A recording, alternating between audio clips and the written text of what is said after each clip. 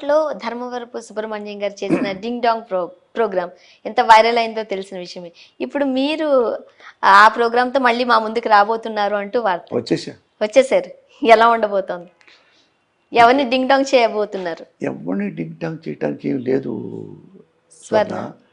మనం దాన్ని ఏం చెప్పదలుచుకున్నామంటే ప్రజల్ని చైతన్యపరచదలుచుకున్నాం, ప్రభుత్వాల్ని హెచ్చరించదలుచుకున్నాం. తప్పులేదు, మేము మంచి పని చేస్తున్నాం. ఊరికనే వాగటం కాదు ఎవడైనా కానీ.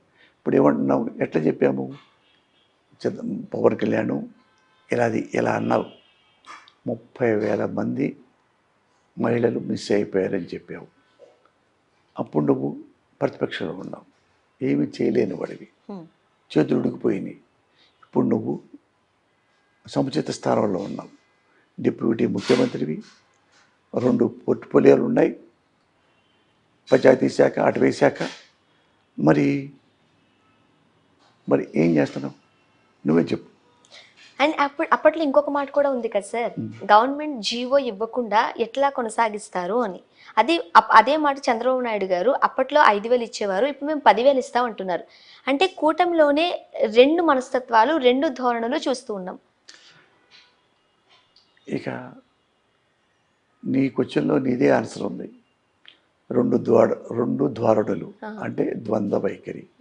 నన్ను గెలిపించు, నీకు 25,000 ఇస్తా.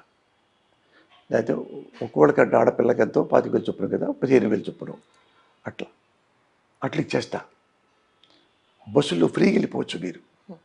ఇంకట్లా చాలా చాలా 2014లో 600 దాకా హామీలు ఇచ్చాడు. 6 నెరవేర్చాడండి పవన్ కళ్యాణ్ చెప్తే ఉపయోగం ఉంటుంది. ఎందుకంటే నువ్వు ఎంత గొప్పగా ఆలోచించుకొని రాజకీయాల్లోకి వచ్చావు. నీ కళ్ళ ముందు అవినీతి పడు తిరుగుతుంటే అతన్ని ఏమీ చేయలేకపోతున్నావు. ఇంట్లో కూర్చొని పోతున్న కృష్ణమూర్తిని జైల్లో పెడతావా? వాళ్ళ మనుషులు జైల్లో పెట్టిస్తారా? నా జైల్లో పెట్టడానికి అంత కష్టపడాలా? అంటే దానికి ఒక లాయర్ని పెట్టి నోటీసులు ఇచ్చి, కేసు పెట్టించి, పోలీసులకు నోటీసులు ఇచ్చి, నేను వెళ్ళి మళ్ళా కోర్టుకి వెళ్ళి కోర్టులో జడ్జితో నేను మాట్లాడి నా లాయర్ని పెట్టుకొని మాట్లాడి మళ్ళీ ఇది అని, ఇది ఎంత ప్రాసెస్ నన్ను జైల్లో పెట్టడానికి. ఇదే కష్టం. నారా లోహిత్ మెనపడు, ఆయన తన 1,000 కోట్లు లాగేసుకుంటారు పోలీసులు. అవి ప్రజలకు ఇస్తారుగా. అవి చెయ్యం ఎవ్వరు.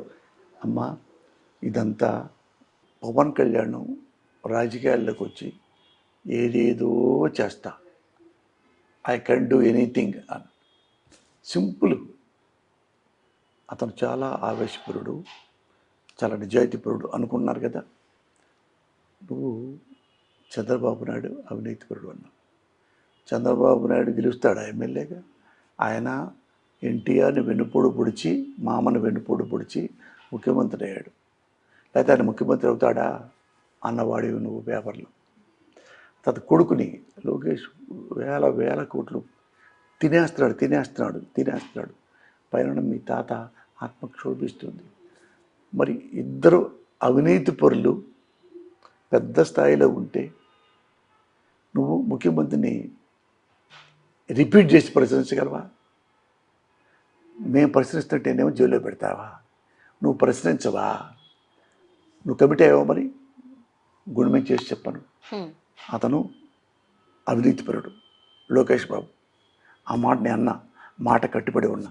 రిపీట్ చేయి, కేసు పెట్టు. ఏమవుద్ది? ప్రజలకు డబ్బులు దొరుకుతాయి. ఆ ఖజానా నుంచి డబ్బులు లాగేసుకుంటారు పోలీసులు, ఇంట్రాగేట్ చేసి అవినీతిపరుడు జైల్లో పెట్టిస్తారు. డబ్బులన్నీ ప్రజలకు పంచిస్తారు. వాళ్ళ నాన్న అవినీతిపరుడు, నువ్వే అన్నావు. వెన్నుపోటు పొడుస్తాడు చంద్రబాబు, నువ్వే అన్నావు. వెన్నుపోటు పొడిచేవాడి దగ్గరికి ఎందుకు కలిసావు? మరి ఇక్కడ ఇంకొక విషయం కూడా మనం మాట్లాడుకోవాలి సార్. చెప్పు. ఎప్పుడైతే స్కిల్ డెవలప్మెంట్ కేసులో చంద్రబాబు నాయుడు గారిని అరెస్ట్ చేసి జైలుకి పంపించారో, ఇప్పుడు మీ మీద నాకేదో ఒక నెగిటివ్ ఫీలింగ్ ఉండింది. మీరు ఏదో మోసం చేశారు, 100 రూపాయలే మోసం చేశారు. పోసాని కృష్ణమురళి గారు దొంగ, 100 రూపాయలు దొబ్బేశారు అన్న ఒక ఫీలింగ్ నాకు ఉన్నప్పుడు, వేరే ఏదైనా సందర్భంలో మీ మీద అలాంటి ఆరోపణ ఉన్నప్పుడు ఎస్ నా దగ్గర కూడా దొబ్బేశారు సో అని మనం ఇలా చేయాలి. అంటే నేను మాట్లాడగలగాలి. బట్ అలా కాకుండా జైలుకి వెళ్ళి మరి మనం ఒక కూటమిగా ఉందాము అని చెప్పి జైల్లోనే వీళ్ళు మాట్లాడుకుని కూటమి అక్కడే కూటమి ఏర్పడింది అన్నది కూడా మనకు తెలిసిన విషయమే. బయటకు వచ్చిన తర్వాత మీరు చూసారా, పవన్ కళ్యాణ్ గారు ఒక్కరే డైరెక్ట్ గా మాట్లాడారు. బాలకృష్ణ గారు కానీ అది లోకేష్ గారు కానీ సైలెంట్ గా ఉన్నారు. కూటమి కాదు, కోటది. అంటే మొత్తం గుప్పిట్లో అదేంటంటే ఇప్పుడు అతను ఇప్పుడు అడ్వాంటేజ్ తీసుకొని నారా చంద్రబాబు నాయుడిని అడ్వాంటేజ్ తీసుకొని ఎమ్మటే కలిసిపోయావు అనుకో. అంటే అప్పుడు దొంగ అన్న వ్యక్తికి మరి ఇప్పుడు ఎట్లా సపోర్ట్ చేసావు అనేది ఏపీ ప్రజల మనోభావన. ఇప్పుడు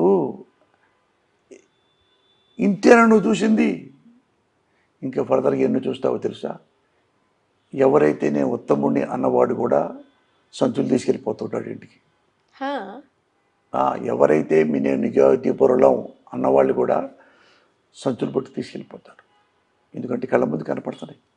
అంటే కళ్ళ ముందు వీడు అవినీతిపరుడు అని ఏలు పెట్టిన చూపించిన వ్యక్తి కూడా దాన్ని ఏం చేయలేకపోతున్నాడు అంటే పాజిటివ్ అది. Yes. అంటే లోకేష్ బాబు తినొచ్చు అనేక చెప్పాడు, అది వెనుపొడు పడవచ్చు. అప్పుడేమో మామను పొడిచాడు, ఇప్పుడు ప్రజలను పొడిచాడు. మరి ఇవి దగ్గరుండి చూస్తున్నాడు పవన్ కళ్యాణ్. నీతులు మాత్రం మనం చాలా గొప్పగా మాట్లాడతాం. ఇవి ఇట్లాంటివి మేము కామెంట్ చేస్తే మేము దొంగ నా కొడుకులు, ఇది మేము అవినీతి చేసేవాళ్ళం కాదు, ప్రజలు దోచుకునేవాళ్ళం కాదు, బ్యాంకు డబ్బులు దోచుకునేవాళ్ళం కాదు. ఆయన సుజన అలాగా బ్యాంకు డబ్బులు లోన్ తీసుకుంటే ఎగ్గొట్టేవాడిని కాదు.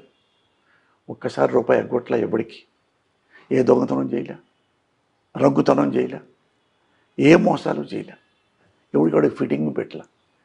మేము నిజాయితీకి బతుకుతున్నామే. మా మీద కేసులు అక్కడ నీ కళ్ళ ముందేమా, నీ కళ్ళ ముందే వాడు అమ్మలక్కలు తిట్టే అందరినీ.